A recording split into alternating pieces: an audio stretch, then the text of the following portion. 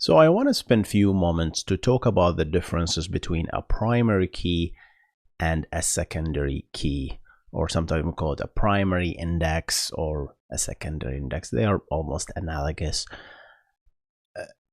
You might think you know the differences, but they are very subtle.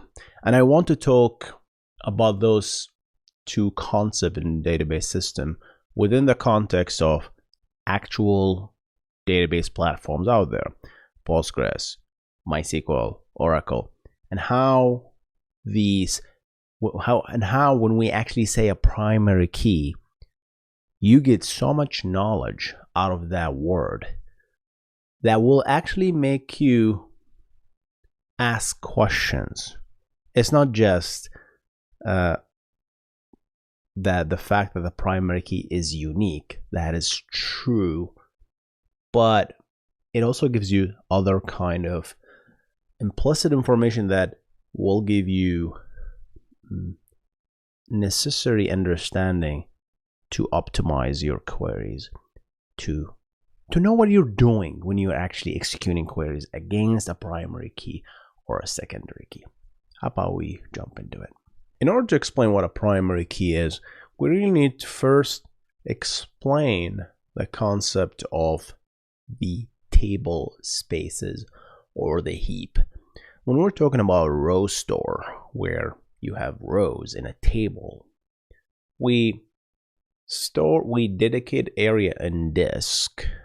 We call it usually the heap in Postgres, or even in other databases as well, which is usually a slow access space, not much these days, but where all the data, expensive data, large data sits there, right? And the table is organized basically row by row. There is no order to a table. We don't enforce ordering by default. I'm assuming no primary keys or anything like that. You're just inserting data and the rows come after each other. So if you insert a value of 7, it goes top. If you insert a value of 1, it goes to the bottom. And then if you insert another value of 2, it still goes to the bottom. It keeps appending. So there is no order that is maintained by default. Now, when we add the concept of a primary key, what we do to the table is we do something called clustering. And clustering is the idea of organizing the table around that key. So by default, we have to maintain order. And by default, the rows that you insert must fit that order. That means there is an additional cost associated with this ordering, right? The good thing we get because of this is like it's almost like an index in the table itself, if you think about it, but it's organized that way. That's why in Oracle they call it IoT or IoT, index organized table, right? Not to be confused with the Internet of Things, the another IoT, right? And in Postgres or other database, they call it a clustered index, or when you say a primary key in general, that's what we understand. There is an index, and then in the heap, right? And the heap is organized around that index. So let's take an example. So let's say I insert a value of 1, right? And that value of 1 is my unique primary key. So there will be the value of 1 and all the rest of the row, like you have a first name and last name. It just goes there as well. It will be organized in that manner. So now, if I insert the value of 8, right, it will go right under it, right? But if you now insert the value of 2, that value of 2 has to sit right after the value of 1, right? So you have to kind of push the value of 8 below so you can sneak in the value of 2, because they have to be clustered together. you have to maintain order. And as a result, if you, obviously databases don't shift and left like this, right? They are smart. They have the page that they insert. They know, okay, value of 1 and value of 8, I'm not going to put it in the same page. I'm going to leave some space for the value of 2, 3, 4, 5, 6, and 7, because there are some values that need to be there. So the databases are smart. They're not, this is, I'm telling you about the naive implementation of things, right? And then when you do that, you'll get that extra cost. But the best thing that you can do with clustered indexes or primary keys is speed, because especially with range queries. So let's say if I asked you to give me all the values from 1 to 9, right? Especially range, that is almost like a one single IO. You go to the heap, which is in this case, the index, and it's beautifully organized. So if you ask for these values, you get one IO, you get all these rows because they are nicely tucked together.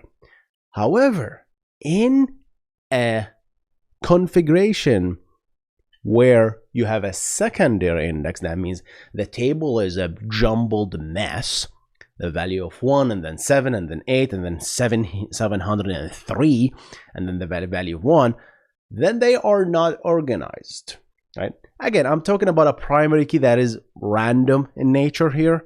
Not all primary keys are random, right? That's why GUID is a bad idea to have as a primary key, especially as a primary key, right? Because the randomness nature of things, you will start jumping through the heap left and right. You will not benefit of the memory caching that the database is doing to insert these rows, which is something I talked about, some of the limitations of MySQL, which is, by the way, a primary key database. You have, by default, you have to have a primary key in MySQL, right? You get one for free, I believe, which is sequential, but you have to have one, and you have to have that means you have to have your table clustered in that way. Okay, Oracle give you the option to have the index organized table, but you don't have to, right? SQL Server, again, you have the option to have the index organized table, or they call it a clustered index in that case, a primary clustered index. You can have that option. So a clustered index that is sequential is not that bad, but you can get into other things that I don't want to spend more time in this video. We can leave it to another lecture. So that's a primary key. Let's move to the secondary key. The secondary key is having the table as a jumbled mess, but having an additional outside structure that is your key, that is your index, that is your B tree. It's not in the table. The table is a jumbled mess. So you have the value of 1, 7, and then 300, and then 7, and then 8, assuming there are no order, right? And now all the indexes, or the index that is pointing to your column, has no order in itself in the table, but it is ordered in another structure. So you're maintaining a separate structure for your indexes. Okay, that's called a secondary index. Now, if you want to search, you have to jump to this index first, do the search, collect the tuples or the pages that you want to query, because guess what? You're not gonna find everything in the index. Yes, you're gonna find the things that you're looking for, but not all the information is located in the index. You're gonna find the row IDs. You're gonna find that, oh, row number A is the value you're looking, and row number B and Z are the values that you're looking for. But you still have to go to the heap, to the table, to actually fetch the row itself, especially if you're doing select star on things. So you have to go do that jump. That's the disadvantage of secondary indexes. Postgres, all indexes are Postgres are secondary indexes. You don't have primary indexes in Postgres. Can you have one? I'm not sure. Can you create an index that is a clustered index? Maybe I need to check. I think there's an option to cluster your table so that they are organized around that index. I prefer the Oracle term better than the index, better than the clustered index naming, or the primary key for that matter. Index organized table it's self-descriptive, and I love it, right? As opposed to the opposite, heap organized table, aka hot. Heap organized table is when you have the heap organize the tables. It's just random. There is no index that organizes the table, right?